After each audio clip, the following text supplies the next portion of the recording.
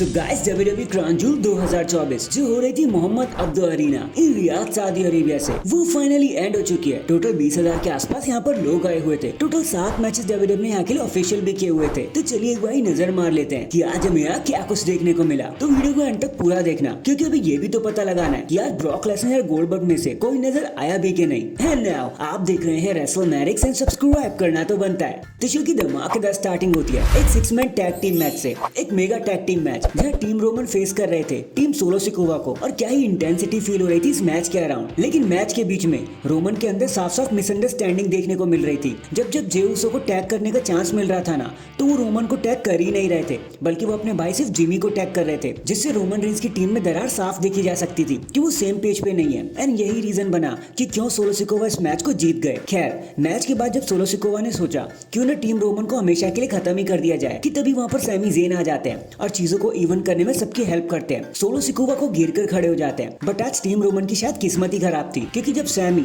एक हुलुआ किक लगा रहे होते हैं तो सोलो तो वहां से हट जाते हैं और वो लात लग जाती है रोमन रेंज को। और सारे कंफ्यूज हो जाते हैं कि भाई ये क्या सिनेरियो है, और ये मूवमेंट यहीं पर खत्म हो जाता है। नेक्स्ट हमें एक women's tag team championship match देखने को मिलता है between Jade Cargill Bianca Belair versus the Damage Control versus Meta Four versus Piper and Chelsea के बीच में। ट्रस्ट मी, यहाँ बताने को कुछ भी खास नहीं है, लेकिन स्टिल इसे दिस इज ऑसम के चैंट तो वहां भी मिल गए। बट इन दी एंड क्योंकि पाइपर ने जीतने के चक्कर में, उसकी चमक के चक्कर में अपने ही पार्टनर पर स्प्लैश लगा दी चेल्सी ग्रीन के ऊपर, बस उसी का फायदा उठाकर Z Kargil and Bianca Blair अपने टाइटल को रिटेन करने में कामयाब रह जाते हैं। इसके बाद हमें Seth Rollins versus Bronson read के बीच में एक सिंगल्स मैच देखने को मिलता है। एंड यहाँ पे भाई असली हाइप मची हुई थी। ये इतने ज्यादा हाइप में थे कि मैच के शुरू होने से पहले ये लोग लड़ने लगे। अगर इसे नाइट का बेस्ट सिंगल्स मैच भी कह दिया जाए तो कुछ गलत नहीं होगा। लेकिन इन दी एंड सेथ को 2 कर्ब स्टॉम्प और एक मेगा कर्ब स्टॉम्प लगाना पड़ा ब्रॉन्सन रीड को हराने के लिए। लेकिन ब्रॉन्सन रीड बस्टेड ओपन होने के बावजूद भी खड़े हो गए, सेथ को फिर से ललकारने लगे। लेकिन सेथ ने कहा कि बेटा आज के लिए तो बस इतना ही, मैं तुझे फिर कभी फेमस बनाऊंगा, जब मन करे आ जाइयो। नेक्स्ट हमें देखने को मिलता है एक crown jewel championship match between Liv Morgan and Nia Jax. And भाई साहब, इस मैच में नाया जैक्स ने एक तरफा ही डोमिनेट कर दिया। लेकिन फिर टिफनी स्ट्रैटन वहां पे आ जाती है, 2 बारी कैश इन करने की कोशिश करती है।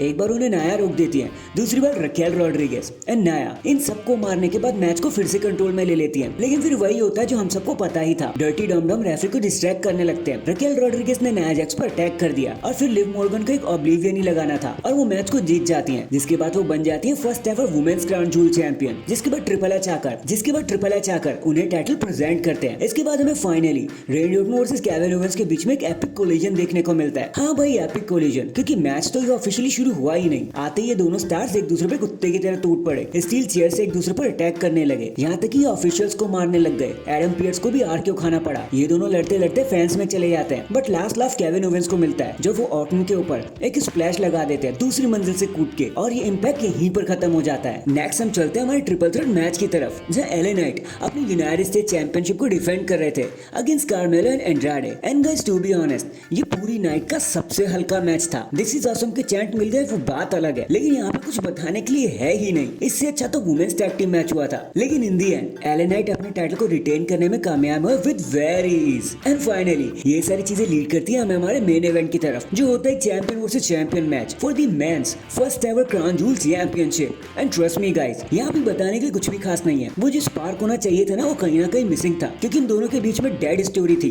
बस एक बारी मैच बुक हुआ, इससे ज्यादा कुछ था भी नहीं। गंथर एंड कोडी इससे बेटर मैच डिलीवर कर सकते थे, बट चलो जैसा था वैसा था। दिस इज ऑसम के चैंट तो इसे भी मिल गए। लेकिन इन दी एंड जब गंथर कोडी को अपने फिनिशर में फंसा रहे होते हैं ना, तो कोडी एक रोल ऑन पिनफॉल की कंडीशन में फंसा लेते हैं गंथर को और उन्हें पिन करके बन जाते हैं first ever crown jewel champion. फिर गुस्से में ही सही, लेकिन गंथर ने कोडी रोड्स का हाथ जरूर मिलाया। देन ट्रिपल एच वहां पे आ जाते हैं, जो Cody Rhodes and Liv Morgan को, दोनों ही चैंपियन को टाइटल रिप्रेजेंट करते हैं और सेलिब्रेट करते हैं। एंड डैंग, इसी के साथ हमारी क्राउन जूल यहीं पर खत्म हो जाती है। और इसका मतलब समझे निर्दया, इसका मतलब साफ है, ब्रॉक एंड गोल्डबर्ग का आना जस्ट एक रूमर था। उन्होंने आना ही नहीं था, वो कभी ऑफिशियल ही नहीं थे। वेल, आपको शो के बारे में क्या कहना था कमेंट करके वो जरूर बता देना। एंड अगर चैनल पर नए हैं तो चैनल को अभी लाइक एंड सब्सक्राइब कर दो। बाकी मैं मिलता हूँ आपसे किसी और अपडेट के साथ। अब तक के लिए अपना ख्याल रखें और खुश रहें।